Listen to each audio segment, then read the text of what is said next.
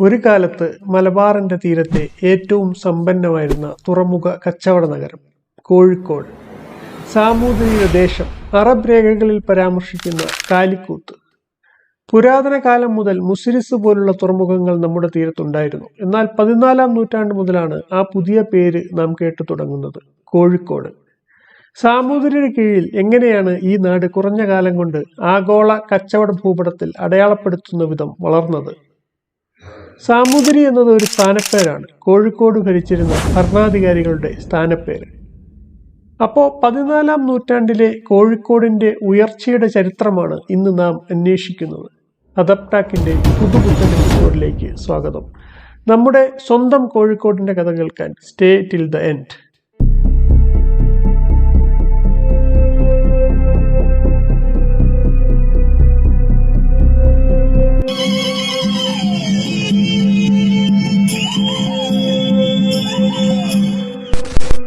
Indian മഹാസമുദ്രത്തിലൂടെ തീരങ്ങളിൽ നിന്ന് തീരങ്ങളിലേക്ക് ഒഴുകിപ്പരന്ന കച്ചവടപാത. ആ കപ്പൽ ചാലുകളുടെ സുപ്രധാനമായ വഴിത്താവളമായിരുന്നു കാലിക്കൂത്ത്.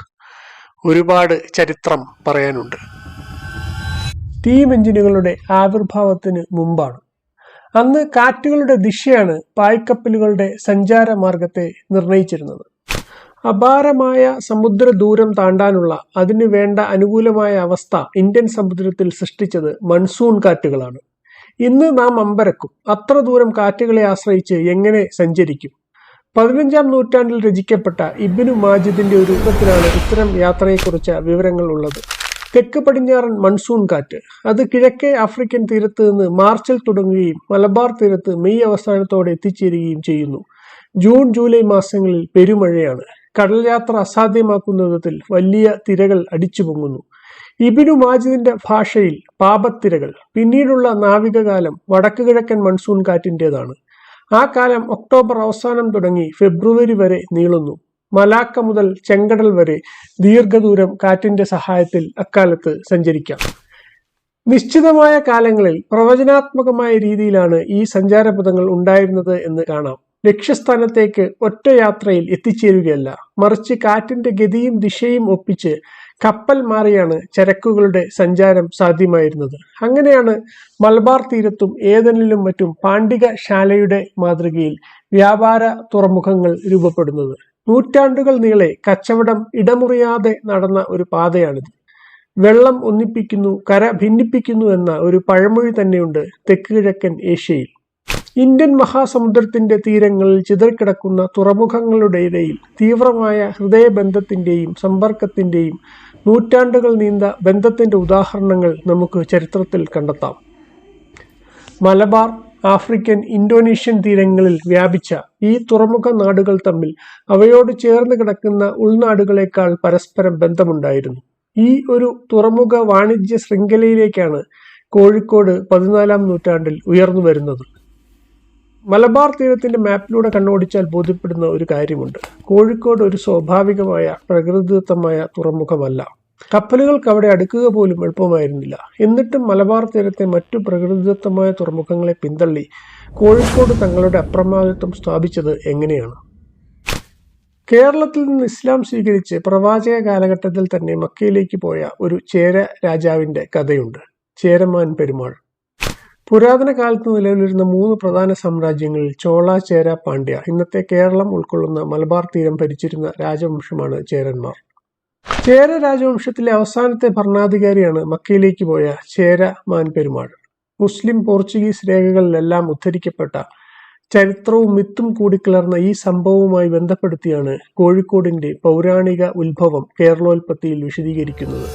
ബന്ധുക്കൾക്കും ആഡംബികൾക്കും ഓരോ പ്രദേശങ്ങളായി വിട്ടു നൽകിയ ശേഷം മക്കയ്ക്ക് കപ്പൽ കയറാൻ തുടങ്ങിയപ്പോഴേക്കുമാണ് താൻ സാമൂതിരിയെ വിട്ടുപോയി എന്ന് പെരുമാൾ മനസ്സിലാക്കുന്നത്. പക്ഷെ അപ്പോൾ കോഴി കൂവിയാൽ കേൾക്കുന്ന ചുറ്റുവട്ടമുള്ള ചെറിയൊരു പ്രദേശം മാത്രമേ അവശേഷിച്ചിരുന്നുള്ളൂ. സാമൂതിരി ഈ തീരെ ചെറിയ പ്രദേശം സ്വീകരിച്ചു. കോഴി, കോട്ട എന്നീ 2 വാക്കുകളിൽ നിന്നാണ് കോഴിക്കോട് എന്ന പേര് ഉത്ഭവിച്ചത് എന്നാണ് കരുതപ്പെടുന്നത്. എന്നാൽ ഈ ചെറിയ പ്രദേശത്തോടൊപ്പം അമൂല്യമായ മറ്റൊന്നുകൂടി സാമൂതിരിക്ക് ലഭിച്ചു. അതെന്താണ്? ചേരമാൻ പെരുമാളിന്റെ വാൾ. അയൽ രാജ്യങ്ങളെ വെട്ടിപ്പിടിച്ച് തന്റെ പുതിയ രാജ്യം വികസിപ്പിക്കാനുള്ള അധികാരമാണ് അങ്ങനെ സാമൂതിരിക്ക് കൈവന്നതെന്ന് പുരാണം തുടർന്ന് വിശദീകരിക്കുന്നു. ഈയൊരു ഉത്ഭവ കഥയിൽ നിന്ന് കോഴിക്കോടിന്റെ ചരിത്രത്തെക്കുറിച്ച് നിരവധി കാര്യങ്ങൾ നമുക്ക് വായിച്ചെടുക്കാം. ചേര ഭരണത്തിന് ശേഷമുള്ള ശിഥിലീകരണത്തിലാണ് കോഴിക്കോടിന്റെ ഉത്ഭവം എന്നതാണ് അതിലൊന്ന്. അവസാനത്തെ ചേര രാജാവിന്റെ തിരോധാനത്തിന് ശേഷം ഇന്നത്തെ കോഴിക്കോടും പരിസര പ്രദേശങ്ങളും പോർളാതിരികളുടെ കയ്യിലായിരുന്നു. ഏറനാട്ടിലെ ഏറാടികൾക്ക് അതിർത്തി 4 ദിക്കും കരയായിരുന്നു. കടലിലേക്ക് വഴി തുറക്കുന്ന ഒരു പ്രദേശം അവർ ആഗ്രഹിച്ചു. കാരണം കടൽ വ്യാപാരമാണ് സമ്പത്ത് നേടാൻ വേണ്ടത്. അങ്ങനെ അവർ പോർളാതിരികളെ ഉപരോധിക്കുകയും 50 വർഷം നീണ്ട യുദ്ധം ആരംഭിക്കുകയും ചെയ്തു. യുദ്ധത്തിനൊടുവിൽ ഏറാടികൾ വിജയം വരിക്കുകയും അങ്ങനെ തളി കൊട്ടാരത്തിനടുത്ത് കോഴിക്കോട് സ്ഥാപിക്കപ്പെടുകയും ചെയ്തു. അങ്ങനെയാണ് ഏറാടികൾ സാമൂതിരിമാരാവുന്നത്. ഇസ്ലാമിന്റെ കേരളത്തിലെ ഉത്ഭവ കഥയുമായി അതിനെ ബന്ധിപ്പിക്കുന്ന പാഠം കോഴിക്കോടിന്റെ ഉയർച്ച മുസ്ലിം കച്ചവടക്കാരുമായി അഭേദ്യമായി ബന്ധപ്പെട്ടിരിക്കുന്നു എന്നുകൂടി സൂചിപ്പിക്കുന്നു. ആ ആദായകരമായ കച്ചവട സാധ്യതകളാണ് ഒരു നൂറ്റാണ്ടുകൊണ്ട് കോഴിക്കോടിനെ പ്രസിദ്ധമായ പട്ടണമാക്കിയത്. ഇക്കാര്യം എല്ലാ ചരിത്ര ഗ്രന്ഥങ്ങളും ഏകാഭിപ്രായത്തിൽ സൂചിപ്പിക്കുന്നുണ്ട്.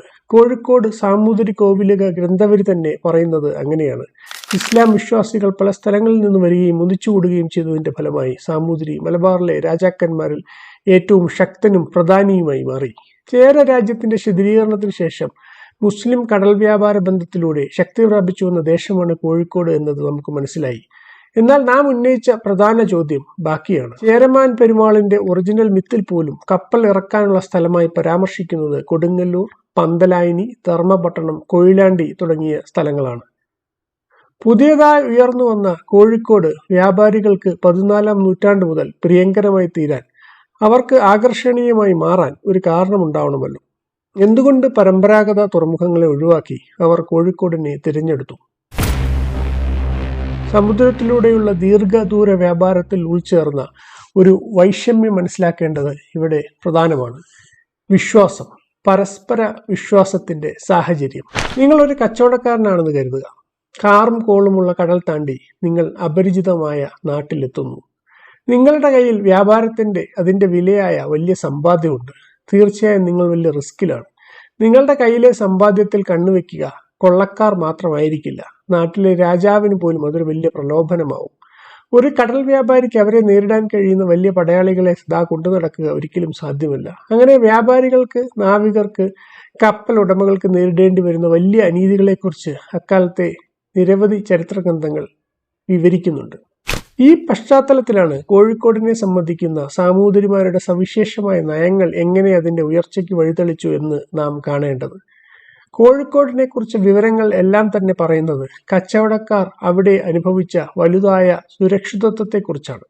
വ്യത്യസ്ത പശ്ചാത്തലങ്ങളിൽ നിന്ന് വന്നവരുടെ അഭിപ്രായങ്ങൾ ഈ വിഷയത്തിൽ കാണാം. കോഴിക്കോട് നഗരത്തിന്റെ സുരക്ഷ, നീതി, ഇതിനെ അവരെല്ലാം വാനോളം പുകഴ്ത്തുന്നു. ഒരു വിവരണത്തിൽ മസ്കറ്റിൽ നിന്നുള്ള ഒരു വ്യാപാരി അച്ചാർ ഭരണികളിൽ അച്ചാറിന് പകരം സ്വർണം നിറച്ച് പരീക്ഷിക്കാനായി രാജാക്കന്മാർക്ക് സൂക്ഷിക്കാൻ നൽകിയെന്നും സാമൂതിരി മാത്രമാണ് സ്വർണം ഭദ്രമായി തിരിച്ചു നൽകിയത് എന്നും പറയുന്നു. അങ്ങനെ ആ വ്യാപാരി കോഴിക്കോട് സ്ഥിര താമസമാക്കുന്നു. ഇത്തരത്തിലുള്ള നിരവധി വിവരണങ്ങളിൽ നിന്നെല്ലാം മനസ്സിലാക്കാൻ കഴിയുന്നത് ആർത്തി പൂണ്ട ഭരണാധികാരികളുടെയും കടൽ വ്യാപാരത്തിലെ അപകടങ്ങളുടെയും സാമാന്യമായ പശ്ചാത്തലത്തിൽ കോഴിക്കോട് ഇന്ത്യൻ സമുദ്ര വ്യാപാരികൾക്ക് ഒരു അഭയകേന്ദ്രമായി തീരുകയായിരുന്നു എന്നാണ്. ഡൽഹി സുൽത്താന്റെ ഉപഹാരങ്ങൾ വഹിച്ച ഇബ്നു ബത്തൂത്തയുടെ ഉടമസ്ഥതയിലുള്ള ഒരു പത്തേമാരി കോഴിക്കോട് നിന്ന് പുറപ്പെടുന്നതിന് മുമ്പത്തെ രാത്രിയിൽ ഭീകരമായ കൊടുങ്കാറ്റിൽ തകർന്നു പോയതിന്റെ കാര്യം അദ്ദേഹം പറയുന്നുണ്ട്. ഇബ്നു ബത്തൂത്ത പറയുകയാണ്, കപ്പലിൽ ഉണ്ടായിരുന്ന എല്ലാവരും മരിച്ചു. അപകട സ്ഥലത്തേക്ക് രാവിലെ ഞങ്ങൾ പോയി. അവിശ്വാസിയായ കോഴിക്കോട് സുൽത്താനെ ഞങ്ങൾ കണ്ടു. കടൽ കരക്കടിച്ചു കയറ്റിയ വസ്തുക്കൾ കൊള്ളയടിക്കുന്ന ജനങ്ങളെ തടയാൻ അദ്ദേഹത്തിന്റെ ഉദ്യോഗസ്ഥർ നിൽക്കുന്നുണ്ടായിരുന്നു. ഈ നാട് ഒഴികെ മലബാറിലെ എല്ലാ നാടുകളിലും കപ്പൽ തകർന്നാൽ അതിൽ നിന്ന് കിട്ടുന്നതെല്ലാം ഖജനാവിൽ മുതൽ കൂട്ടുന്നത് പതിവായിരുന്നു. അതായിരുന്നു കീഴ്വഴക്കം. എന്നാൽ കോഴിക്കോട് മാത്രം അത് ഉടമസ്ഥർക്ക് തന്നെ സൂക്ഷിക്കാം. അക്കാരണം കൊണ്ട് തന്നെ കോഴിക്കോട് അഭിവൃദ്ധി പ്രാപിച്ചു. എപ്പോഴും സന്ദർശകരെത്തുന്ന നഗരമായി അത് മാറി. മധ്യേഷ്യൻ ഭരണാധികാരിയായിരുന്ന തൈമൂറിന്റെ ദൂതൻ അബ്ദുൽ റസാഖ് സമർഖണ്ഡി കോഴിക്കോടിനെ കുറിച്ച് പറയുന്നത് ഇങ്ങനെയാണ്: ഒരു തുറമുഖത്തേക്ക് പോവുകയും ദൈവവിധിയാൽ മറ്റൊരു തുറമുഖത്ത് അഭയം തേടുകയും ചെയ്ത ഏത് കപ്പലും പിടിച്ചെടുക്കുന്നത് മറ്റു തുറമുഖങ്ങളിലെല്ലാം കീഴ്വഴക്കമാണ്. എന്നാൽ കോഴിക്കോടാകട്ടെ കപ്പൽ പോകുന്നത് എവിടേക്കായാലും അവിടെ അത് നങ്കൂരമിട്ടാൽ അതിനെ മറ്റ് കപ്പൽ പോലെ തന്നെ കരുതും. ചുങ്കം കൂടിയോ കുറഞ്ഞോ ചുമത്തുകയില്ല. മറ്റൊരിടത്ത് അദ്ദേഹം പറയുന്നുണ്ട്, ആ നഗരത്തിൽ സുരക്ഷയും നീതിയും അത്ര ഉയർന്നതായതുകൊണ്ട് കടൽ കടന്നു വരുന്ന സമ്പന്നരായ കച്ചവടക്കാർ അനേകം ചരക്കുകൾ അവിടെ കൊണ്ടുവരുന്നു. ചരക്കുകൾ കപ്പലിൽ നിന്ന് ഇറക്കി വഴിയരികിലും കമ്പോളത്തിലും എത്ര കാലം വേണമെങ്കിലും സൂക്ഷിക്കാം. അവയ്ക്ക് കാവൽ ഏർപ്പെടുത്തുന്നതിനെക്കുറിച്ച് ചിന്തിക്കേണ്ടതില്ല. രാവും പകലും കാവൽക്കാർ അത് സംരക്ഷണം നൽകിക്കൊണ്ട് അവിടെ ചുറ്റിക്കറങ്ങുന്നുണ്ടാവും. മറ്റു തുറമുഖങ്ങളെക്കാൾ കോഴിക്കോട് സ്വത്തവകാശങ്ങൾ കൂടുതൽ കർശനമായി എങ്ങനെ പാലിക്കപ്പെട്ടിരുന്നു, നീതിയിലും വിശ്വാസത്തിലും അധിഷ്ഠിതമായ ഒരു വ്യവസ്ഥ എങ്ങനെ സ്ഥാപിക്കപ്പെട്ടിരുന്നു എന്ന് ഇതുപോലുള്ള നിരവധി വിവരണങ്ങൾ വ്യക്തമാക്കി തരുന്നുണ്ട്. വ്യാപാരത്തെ ആകർഷിച്ച കോഴിക്കോടിന്റെ മറ്റൊരു പ്രത്യേകത അവിടുത്തെ ബ്രാഹ്മണ കേന്ദ്രിത ജാതി വ്യവസ്ഥയുടെ സാമൂഹികമായ ചുറ്റുപാടിനുള്ളിലും മറ്റു മതങ്ങൾക്ക്, പ്രത്യേകിച്ച് മുസ്ലിങ്ങൾക്ക് നൽകപ്പെട്ടിരുന്ന വലിയ സാമൂഹിക സ്ഥാനമായിരുന്നു. ബ്രാഹ്മണർ ഇസ്ലാമിനെ അംഗീകരിക്കുന്നുവെന്നും വിലമതിക്കുക പോലും ചെയ്തുവെന്നും കേരളോൽപ്പത്തി വ്യക്തമാക്കുന്നുണ്ട്. 4-ാം വേദമെന്ന് അതിനെ വിവരിക്കുന്നതിൽ അത് ഏറ്റവും പ്രകടമാണ്. സുൽമ് അഥവാ അടിച്ചമർത്തൽ ഒട്ടുമില്ലാത്ത നാടാണ് കോഴിക്കോടെന്ന് സൈനുദ്ദീൻ മക്തൂം തന്റെ തുഹ്ഫയിൽ പറയുന്നുണ്ട്. മതം സ്വകാര്യമായ ഒരു ഇടപാടാണ് എന്ന വ്യക്തിപരമായ ഭക്തിയുടെ പ്രകാശനമാണ് എന്നൊക്കെയുള്ള ആധുനിക മൂല്യങ്ങളുടെ ഉള്ളിലാണ് മതസഹിഷ്ണുതയുടെ മൂല്യങ്ങളെ പൊതുവിൽ നാം അടയാളപ്പെടുത്തുന്നത്. എന്നാൽ മതവിശ്വാസം സ്വത്വവും സാമൂഹിക ഗണം നിർണയിക്കുന്നതിൽ നിർണായകവുമായ ഒന്നുമായിരുന്ന ആധുനിക മതേതര പൂർവ്വകാലത്തും ബഹുസ്വരമായ കൂടിച്ചേരലിന്റെ, ഒരുമിച്ച് കഴിയലിന്റെ ലിവിഡ് എക്സ്പീരിയൻസ് നമുക്കുണ്ട് എന്ന് കോഴിക്കോട് പറയുന്നു. അതിൽ നിന്ന് തീർച്ചയായും നമുക്ക് ഇന്നും ഏറെ പഠിക്കാനുണ്ട്. പൈരാർത്ത് ഡി ലെവൽ എന്ന ഫ്രഞ്ച് സഞ്ചാരി കോഴിക്കോടിനെ കുറിച്ച് എഴുതിയത് ഇങ്ങനെയാണ്: എല്ലാ തരം മതവിശ്വാസവും രാജാവ് അനുവദിക്കുന്നു. അതിനെക്കുറിച്ച് സംസാരിക്കുന്നതോ തർക്കിക്കുന്നതോ ഈ വിഷയത്തിന്റെ പേരിൽ കലഹിക്കുന്നതോ കർശനമായി വിലക്കിയിരിക്കുന്നു. രാജാവിന്റെ സൗമനസ്യത്തിനും അധികാരത്തിനും കീഴിൽ എല്ലാവരും അങ്ങേയറ്റം സ്വതന്ത്രമായ മനസാക്ഷിയോടെ ജീവിക്കുന്നു. തന്റെ രാജ്യത്തെ കൂടുതൽ സമ്പന്നമാക്കുന്നതിനും കൂടുതൽ പേർ സന്ദർശിക്കുന്ന ഇടമാക്കുന്നതിനുമായി അതിനെ അദ്ദേഹം രാജ്യത്തിന്റെ സുപ്രധാന തത്വമായി കാണുന്നു. മുസ്ലിമായി മാറിയവർക്ക് അവകാശപ്പെടാൻ കഴിഞ്ഞ സാമൂഹിക പദവി പ്രബുദ്ധമായ ഈ താല്പര്യം കുറച്ചൊക്കെ വിശദീകരിക്കുന്നുണ്ട്. ബ്രാഹ്മണരും മുസ്ലിങ്ങളും തമ്മിലുള്ള ഐക്യം ദൈനംദിന ജീവിതത്തിന്റെ മറ്റു മേഖലകളിലും പ്രകടമായി. ഗോമാംസവും പന്നിയിറച്ചിയും ഒഴിവാക്കിക്കൊണ്ട് തങ്ങളുടെ ഭക്ഷണത്തിലെ വിലക്കുകൾ ബ്രാഹ്മണരും മുസ്ലിങ്ങളും പരസ്പരം മാനിച്ചുവെന്ന് മാ ഹുവാൻ എന്ന ചൈനീസ് സന്ദർശകൻ വിവരിക്കുന്നു. സാമൂതിരിയാവട്ടെ ഇസ്ലാമിലേക്കുള്ള മതപരിവർത്തനത്തിന് പലപ്പോഴും പ്രോത്സാഹനം നൽകുക കൂടി ചെയ്തു. നാവികസേനയ്ക്ക് വേണ്ടി മുക്കുവ കുടുംബത്തിലെ ഒരു പുത്രനെയെങ്കിലും മുസ്ലിമായി വളർത്തണമെന്ന് സാമൂതിരി ഉത്തരവിട്ടിരുന്നുവെന്ന് വില്യം ലോഗൻ മലബാർ മാനുവലിൽ പ്രസ്താവിക്കുന്നുണ്ട്. സിൽക്ക് റോഡ് പോലെയുള്ള കരയിലൂടെയുള്ള ദീർഘസഞ്ചാര പദങ്ങളെ, അത് സൃഷ്ടിച്ച നഗരങ്ങളെക്കുറിച്ച് നാം കേട്ടിട്ടുണ്ട്. എന്നാൽ സമാനമായി കടൽ സഞ്ചാരം കൂട്ടിച്ചേർത്ത വ്യാപാര ശൃംഖലകളെക്കുറിച്ച്, നഗരങ്ങളെക്കുറിച്ച് നമുക്ക് കുറഞ്ഞ അറിവ് മാത്രമാണുള്ളത്.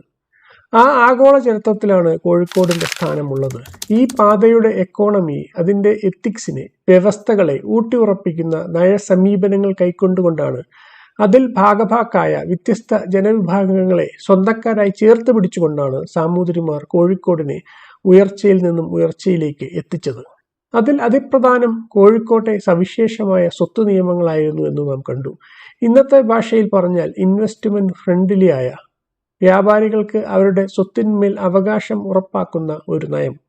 സഹിഷ്ണുതയുടെ ഇടങ്ങളും പരസ്പര വിശ്വാസത്തിന്റെ സാഹചര്യങ്ങളും ഈ കടൽ വഴിയിൽ കൂടിച്ചേർന്നു. ആ കടൽ വഴികളുടെ ദൂരവും വ്യാപ്തിയും അറിയാൻ, ലോക ചരിത്രത്തിൽ അത് ചെലുത്തിയ വമ്പിച്ച സ്വാധീനത്തെ മനസ്സിലാക്കാൻ, അവിടെ കച്ചവടം ചെയ്യപ്പെട്ട സുഗന്ധ വ്യഞ്ജനങ്ങളുടെ, പ്രത്യേകിച്ച് കുരുമുളകിന്റെ സഞ്ചാര വഴികൾ അന്വേഷിക്കണം.